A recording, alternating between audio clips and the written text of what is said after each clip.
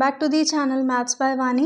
So this video is going to be an introduction video for chapter number 11, that is surface areas and volumes of class 9. बहुत छोटा सा topic है, बहुत छोटा सा chapter है. इसके अंदर आपको क्यूब, क्यूबॉइड, सिलेंडर, कोन ये सब नहीं करना है. सिर्फ और सिर्फ स्फेयर एंड हेमिस्फेयर की हम बात करेंगे. ठीक है. सबसे पहले जो चैप्टर के अंदर हम स्टार्ट करते हैं वो होता है डेफिनेशन से. सो सबसे पहले सरफेस एरिया की डेफिनेशन हम लिख लेंगे. तो पहले डेफिनेशन लिखो फिर समझाऊंगी. ठीक है. Surface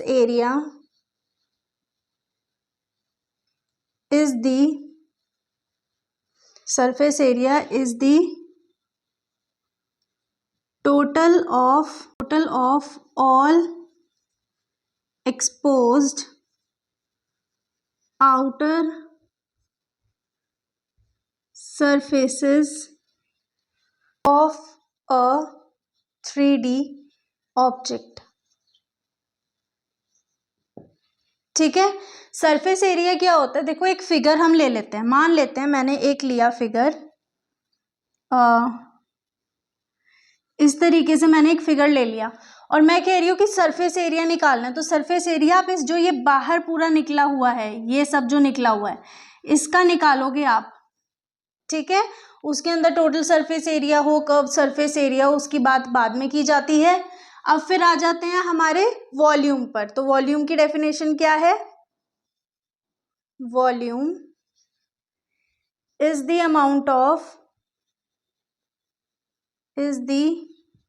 amount of 3D space occupied inside an object.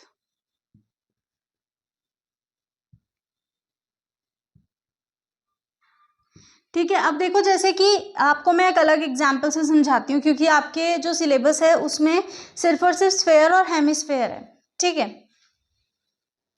एक चीज और लिख लेना, सरफेस एरिया, ये तो था वॉल्यूम, ये surface area.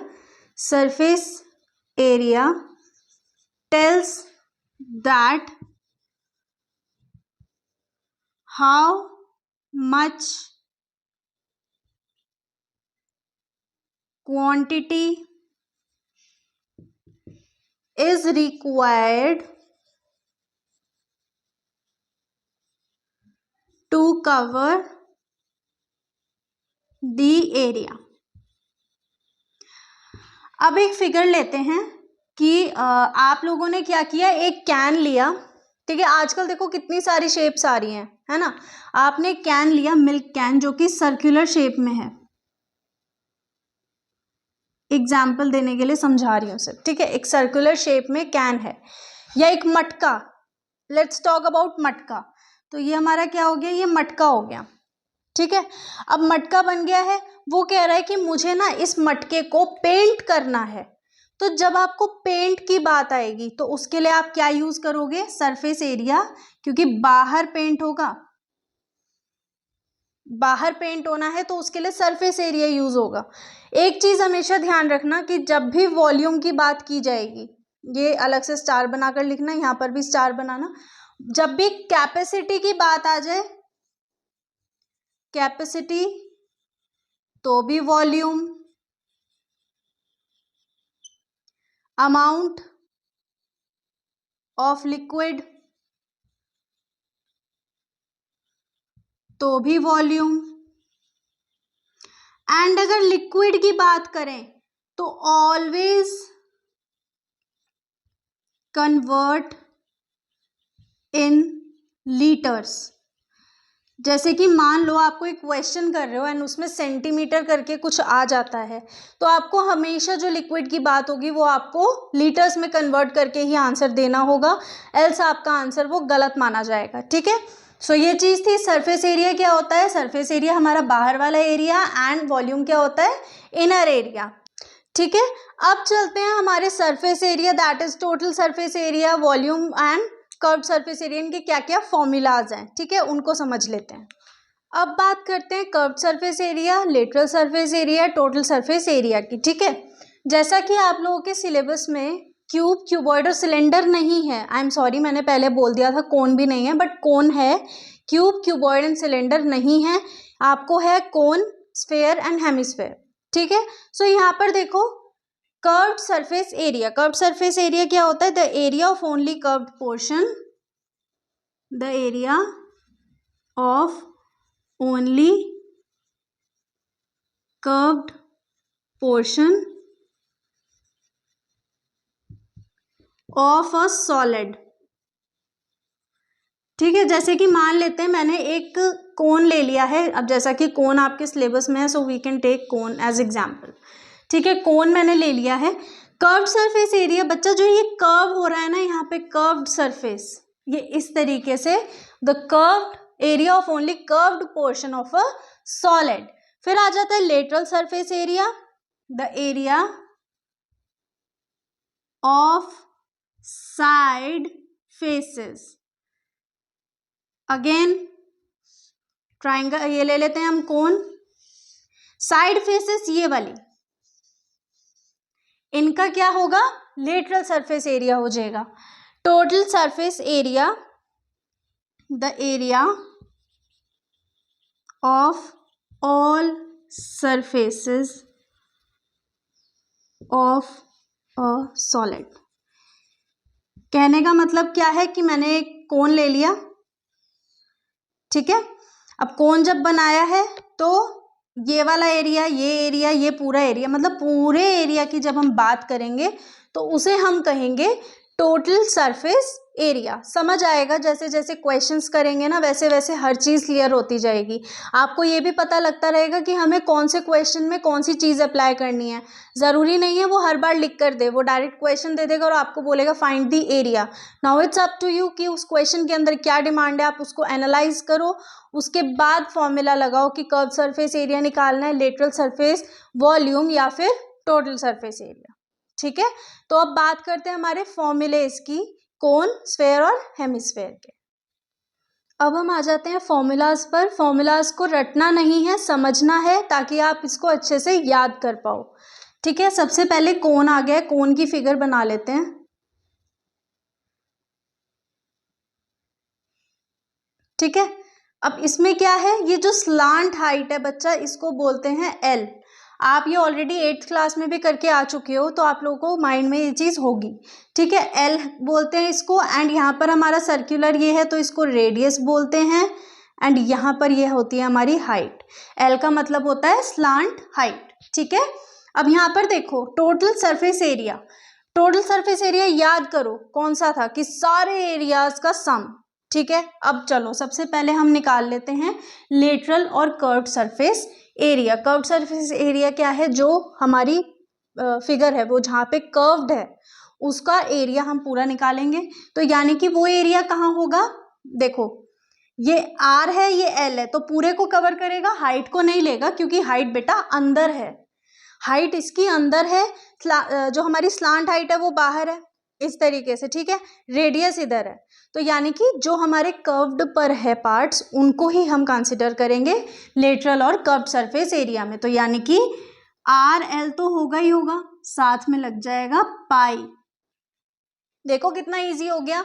Curved surface area में पता था कि जहाँ पर कर्व्स होते हैं वहाँ पर जो हमारा एरिया होता है उसको हम कर्व्ड सरफेस एरिया बोलते हैं। Lateral and curved surface area both are the same things. ठीक है, तो पाई आर एल हमारा कर्व्ड सरफेस एरिया। अब टोटल सरफेस एरिया, अब टोटल सरफेस एरिया के लिए देखो एक तो पाई आर एल आएगा ही आएगा, प्लस साथ में सर्कल देख रहे हो छोटा सा, सर्कल का क्या एरिया होता है, पाई आर स्क्वायर, तो ये हो जाएगा आपका पाई are square.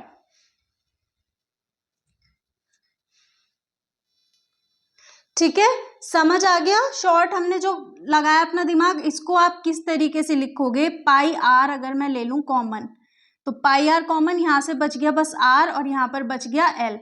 Pi are into are plus l becomes total surface area का फॉर्मूला। क्लियर हो गया। हमने क्या करा, हमने सबसे पहले निकाला कर्व्ड सरफेस एरिया या लेटरल सरफेस एरिया। वो हमें पता था कि कर्व्स पर जो एरिया निकलता है, तो एल और आर ये दोनों कर्व्स पर थे, हाइट अंदर थी इसलिए हमने हाइट नहीं ली, सो पाई आर एल हमने ले लिया। पाई तो साथ चलेगा क्योंकि वो भाई है उनका, ठीक है, पाई भाई ऐसे याद रखना। और फिर इसके बाद आ गया आपका total surface area. Total surface area के लिए हमने क्या करा, कर्व्ड सरफेस एरिया प्लस जो एरिया ऑफ सर्कल था कोन के अंदर पाई आर स्क्वायर, उसको भी ऐड कर दिया। सो ये देखो, जब इसको हम ओपन करेंगे तो ये ऐसे ही बन जाएगा, ठीक है, बट इसको शॉर्ट फॉर्म में आप ऐसे ही याद रखोगे, pi are into are plus L.